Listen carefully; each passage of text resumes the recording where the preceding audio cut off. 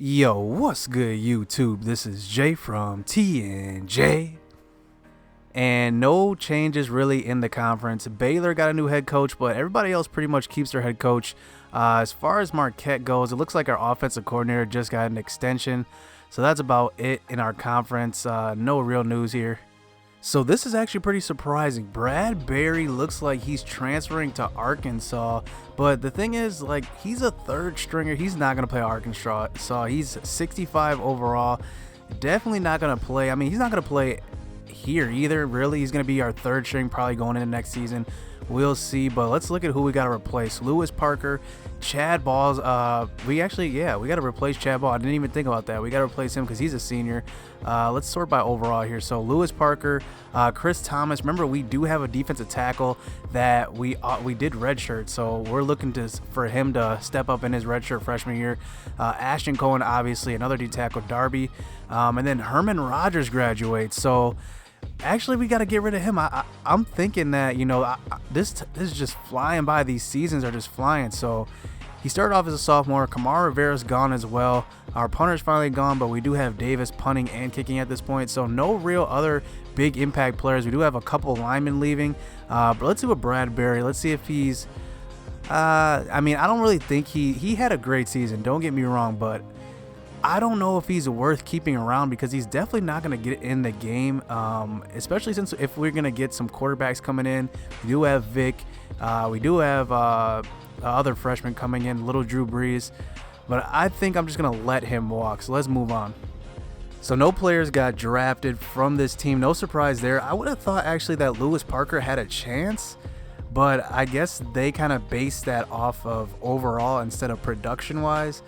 But that kind of sucks because our pro potential is still pretty low as a team. So let's move on to recruiting.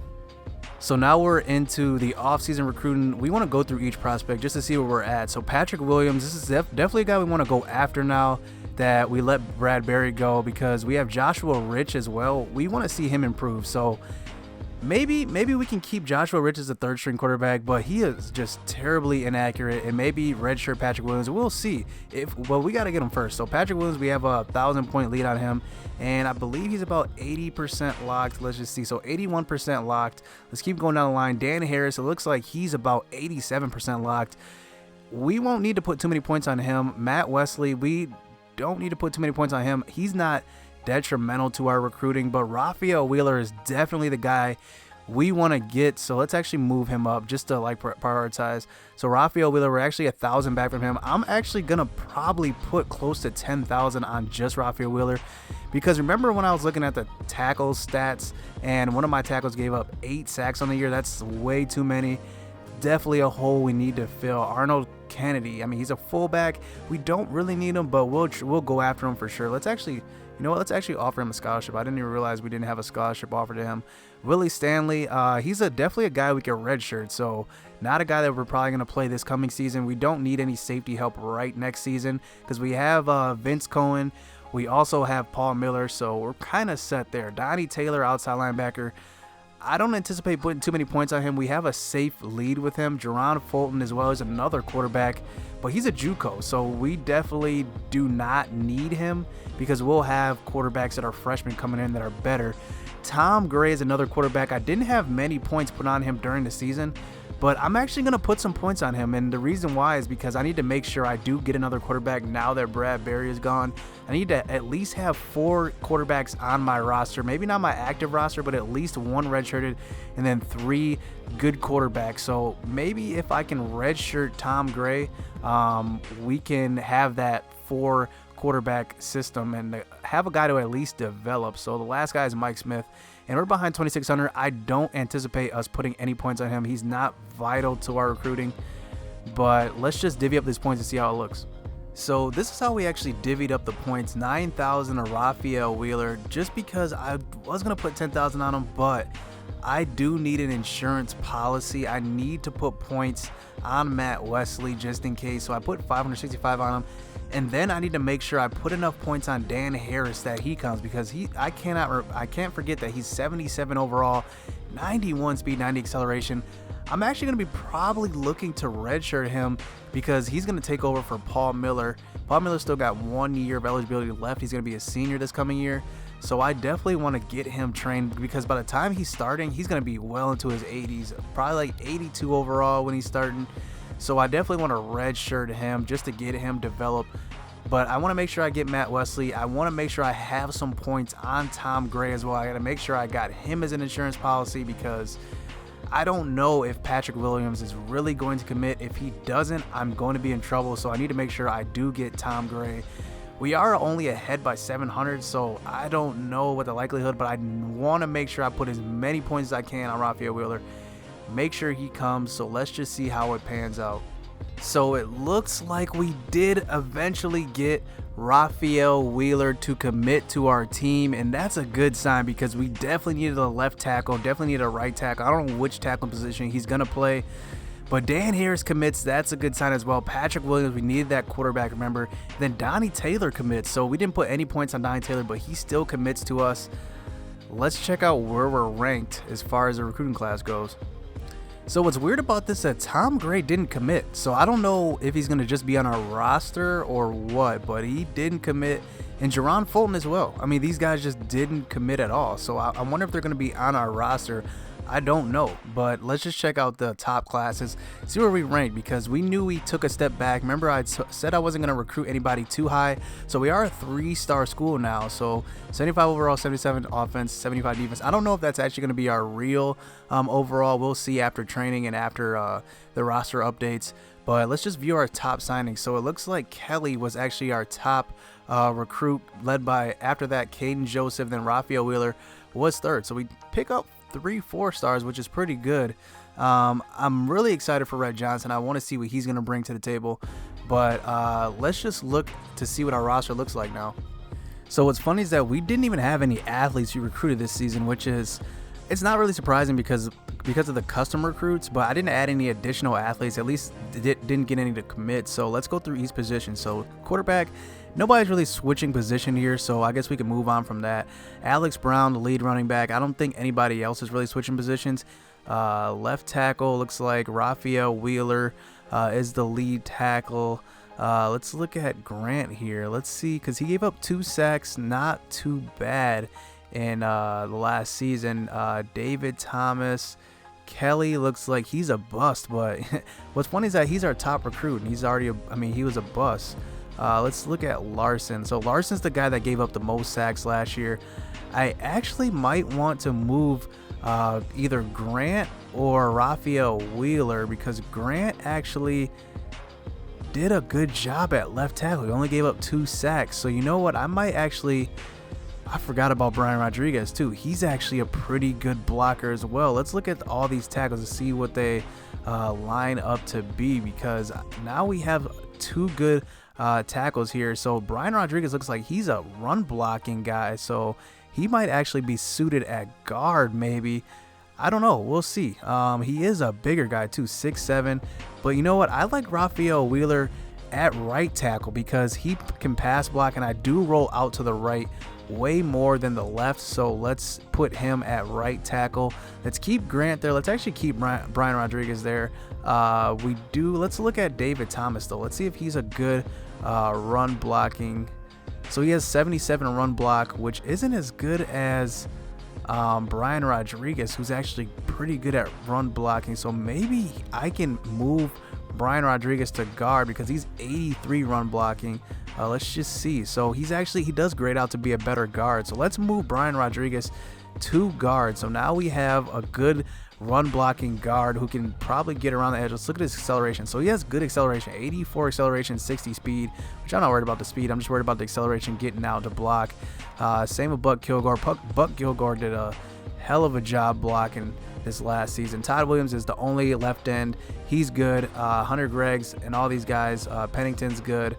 Curtis Jones, this is the guy I was talking about. We redshirted him, and he's ready to take over as that D tackle. And you know what? I had 0 production from the D tackle position, so hopefully he can make an impact. Wiley, I mean, this is an interesting guy. I don't think he's going to start, but let's look to see who can take his spot possibly. Red Johnson, I think, is going to start for me at middle linebacker simply because I like his athleticism. I like that he can have the speed to make some tackles. So maybe Lurch is a guy that we can move over to left outside. I don't know, but he's got speed. He's got 87 speed. Let's actually look at some of his pass rushing moves. So he doesn't have any really. So maybe we might have to move Ron Sands to left outside. I'm not really sure. He's got 92 acceleration. He's only got 43 awareness, so I don't know why that's so low. But moving over Dylan Mack, I think we're good here. Josh Dunbar's our top cornerback. He's definitely took a step back, but I don't think anybody else is moving positions. So let's just probably advance. So looks like we have our first pair of 90 overall guys. So Adam Davis, our kicker, is going to be 93, leading the way. Kevin Oliver, 91. So he's going to be a beast in the slot. So looking at Albert Vick, so he's gotten better. Joshua Rich as well. I'm glad Joshua Rich got better because he definitely needed it. He goes to 82 throw power, 77 throw accuracy. So he's going to be pretty good. I mean, I wanted to see him get more accurate. I wish he would have went up a little bit more, but I guess I can't complain. Alex Brown goes up to 97 speed. He's going to be a burner. And Jimmy Ward goes up to 92 speed, which he has pretty deceptive speed. I mean, he's a power back, but he can get it done running the ball on the outside as well. So it looks like Kevin Oliver went up the most. It looks like Eddie McRae's not too far behind. It looks like Schultz kind of progressed a little bit. He's a 6'3 receiver, so he's pretty tall. Jackson Lindahl goes up to 95 speed, so maybe he's a guy that can possibly return kicks.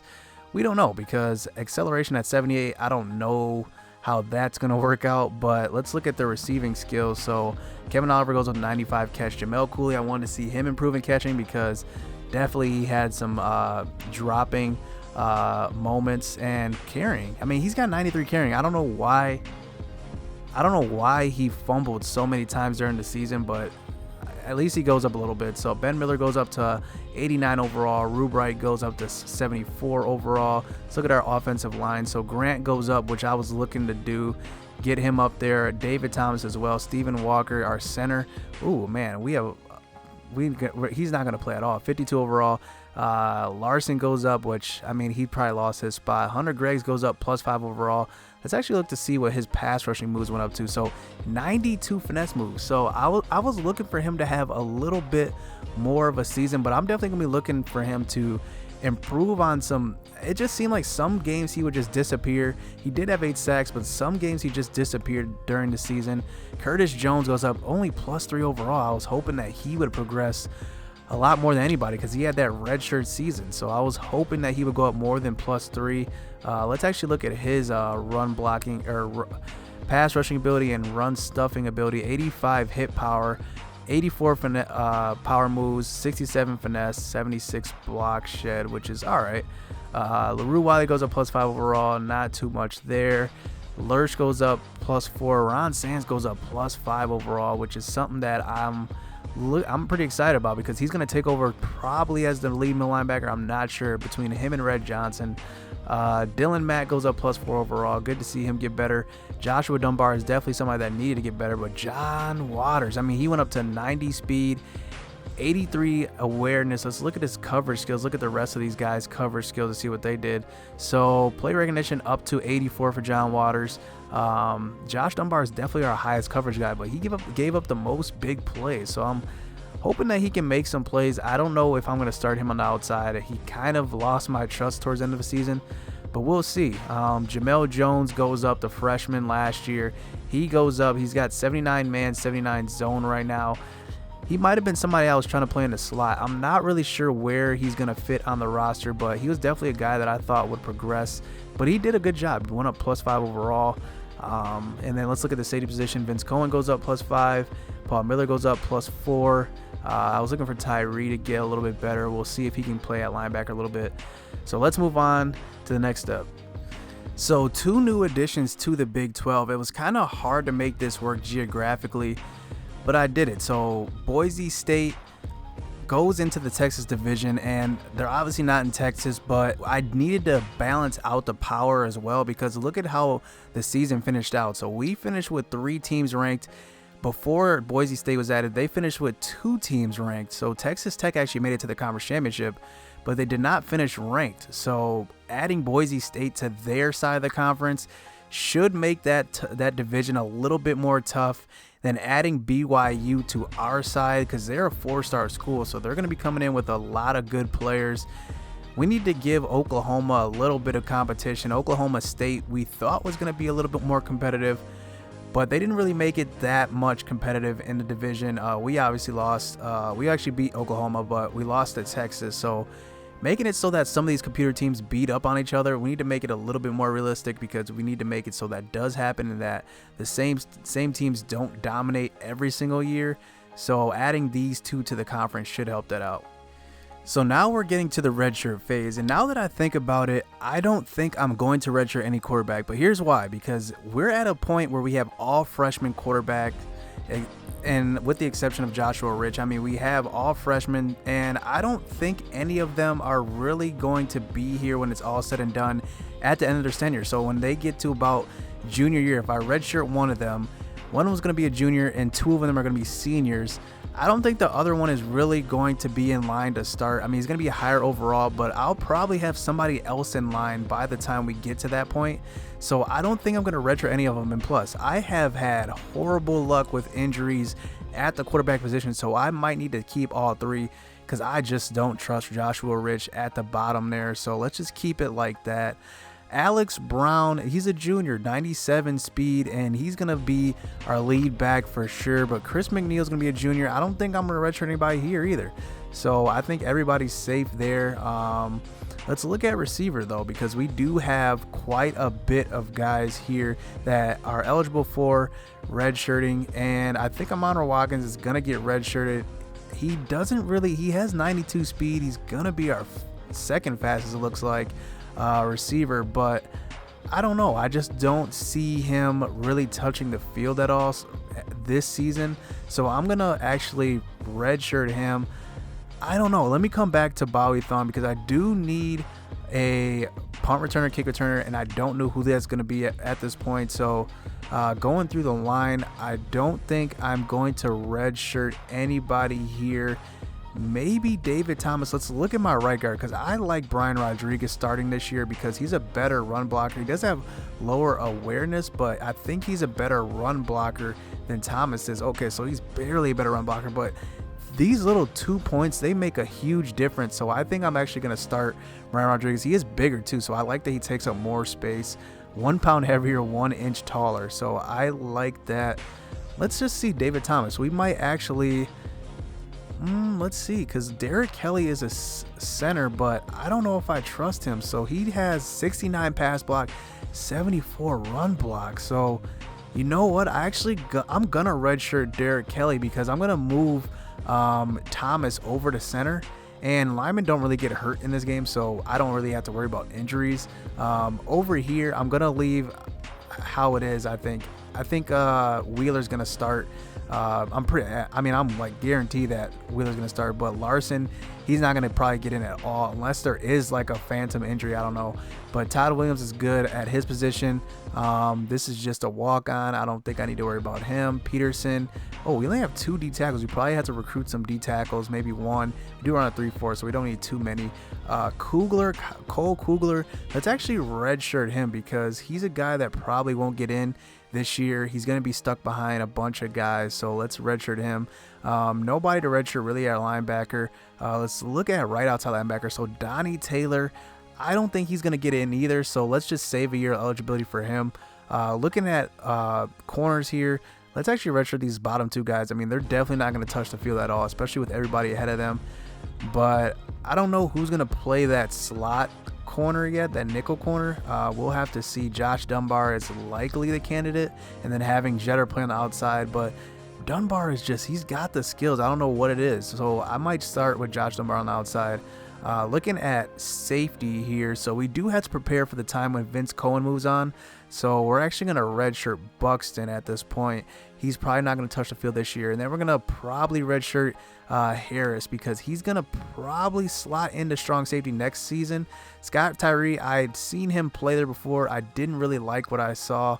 So I think he's a safe bet. But Kenneth Carpenter is interesting because he's a guy that can tackle. And if you look at his stats, he has 78 tackling.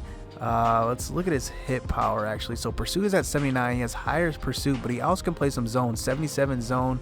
Did I pass his hit power? Let's see. So he's got 80 hit power. So he might be a guy that can play a little linebacker. So I'm actually going to keep him unredshirted because I want to see if I can maybe rotate him in some packages, especially since he can cover a little bit. But let's just move on to scheduling. So here is what our schedule is going to look like for season 4 now. Wisconsin, we're going to open up with that annual Wisconsin game. So we have them at home this year. So we're getting rid of that Indiana thing. I mean, because Indiana was just not on our level anymore. So we're actually going to go to Miami and play Miami on the road, number 17. So that's going to be another good matchup right after Wisconsin. Then we go at home, actually, versus Texas. So remember, we got messed up by Texas last year. Then we're going to go actually on the road to Texas Tech. And remember, Texas Tech beat Texas to go to the conference championship last year.